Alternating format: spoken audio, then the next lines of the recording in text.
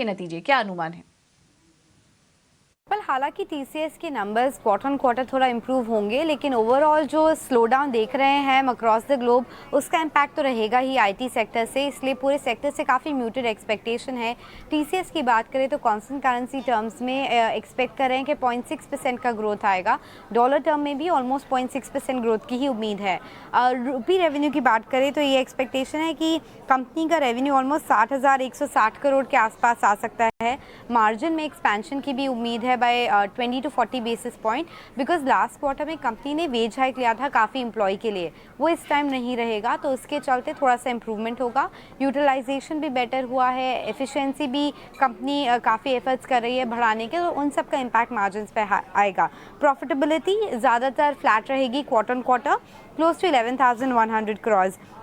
अगर इंटरनल्स की बात करें तो डील बुकिंग्स काफ़ी स्ट्रॉन्ग रहेगा इस क्वार्टर भी, ऑलमोस्ट $10 बिलियन की टीसीवी की एक्सपेक्टेशन है, बिकॉज आपको याद रहेगा उन्होंने Jaguar Land Rover as well as BSNL का डील साइन किया था, तो उसके चलते नंबर थोड़े हायर रहेंगे। और इसके अलावा बायबैक एक काफ़ी बड़ी चीज़ है जिसके लिए स्ट्रीट ने उम्मीद लगा रखी है। 18,000 से 20,000 करोड़ का बायबैक की एक्सपेक्टेशन है। यूजुअली कंपनी 15 से 20% की प्रीमियम पे लाती है बायबैक, इस बार क्या नंबर रहेगा वो इम्पॉर्टेंट होगा। और उसके चलते हम रिटेल एक्सेप्टेंस भी देखेंगे क्या रहेगा। Other than that headcount trend भी एक चीज़ देखनी पड़ेगी। लास्ट कपल ऑफ क्वार्टर में हमने देखा है टोटल एम्प्लॉयज़ में रिडक्शन आया था टोटल काउंट में, अभी क्या ट्रेंड है आगे चल के वो भी इम्पॉर्टेंट है। जो नए सीईओ है उनके अंडर क्या लीडरशिप में और चेंजेस आए हैं, और मोस्ट इम्पॉर्टेंट डिमांड कमेंट्री क्या है, क्या काफ़ी इम्प्रूवमेंट दिख रहा है Q1 से या थोड़ा ही इम्प्रूवमेंट है, आगे चल के रिकवरी कब होगी, ये सब चीज़ें हम देखना चाहेंगे मैनेजमेंट से इंटरव्यू में। ठीक है, शुक्रिया निशा। तो निश्चित तौर पर बायबैक पर फोकस रहेगा, और अगर हम पिछले 6 साल की बात करें तो टीसीएस की ओर से ये 5वां बायबैक होगा, और पिछले 4 बायबैक में ना जो रूट रहा है वो टेंडर रूट के जरिए कंपनी बायबैक किया है।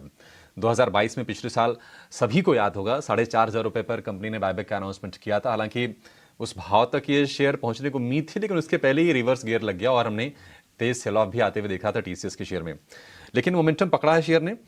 और अगर हम पिछले महीने भर की बात करें तो 5-6% की डिसेंट चाल है। अगर अब 6 महीने में आप देखेंगे तो 12-14% ये शेयर चला है, 36-37 रुपए के आसपास है। और अमूमन होता क्या है बायबैक में कि कई बार लोग ना शेयर खरीद के फिर बायबैक में टेंडर करना चाहते हैं, ये भी रूट अपनाते हैं। इसको भी हम समझेंगे अपने फंडामेंटल एक्सपर्ट से। लेकिन सोनी, आप जरा एक व्यू दीजिए टीसीएस के शेयर पर। कल हमने सुस्ती देखी है नतीजों से पहले, और ये होता अमूमन कि लोग थोड़ा सा ना कॉशियस रहना पसंद करते हैं। आप बताइए कि अगर किसी के पास टीसीएस के शेयर हों, क्योंकि डिसअपॉइंटमेंट की तो बहुत बड़ी कोई आशंका नहीं है, फिर भी सतर्कता के लिए आप ये बताइए कि स्टॉप लॉसेस क्या लगा कर रखना चाहिए, सपोर्ट आप कहां पे देख रही हैं शेयर में? देखिए, अगर टीसीएस की बात करेंगे तो मेरे ख्याल से सपोर्ट इसका काफ़ी अच्छा है, अराउंड 3550 और 3500 इस रेंज में, इस बैंड में ये काफ़ी स्ट्रांगली सपोर्ट है, और ये कंटिन्यूअसली इसी बैंड से रिबाउंड भी करता है। सो मेरे ख्याल से जब तक वो डिसाइसिवली ब्रेक नहीं होता है तब तक शायद इतना भी पैनिक करने की ज़रूरत भी ना हो, एंड उसी स्टॉप लॉस के साथ ही आप मेंटेन करें। सो 3500 बहुत ही अहम सपोर्ट रहेगा पोजिशनल ट्रेडर्स के लिए जिन लोगों ने इसमें लिए रखी हैं। सो 3500 के स्टॉप लॉस के साथ आप देखिए, और ऊपर की तरफ ऑब्वियसली अगर इसमें थोड़ा सा हमको दिख रहा है रेजिस्टेंस है अराउंड 3700 जाके, उसमें जहां पे कॉल राइटर्स भी थोड़े मौजूद है। सो मेरे ख्याल से अगर 3700 के ऊपर एक बार निकालता है तो उसमें शॉर्ट कवरिंग भी आपको दिख सकती है अराउंड 3800 टू 3850 के लेवल्स तक। सो यही लेवल्स इंपॉर्टेंट रहेंगे वॉच करने के लिए।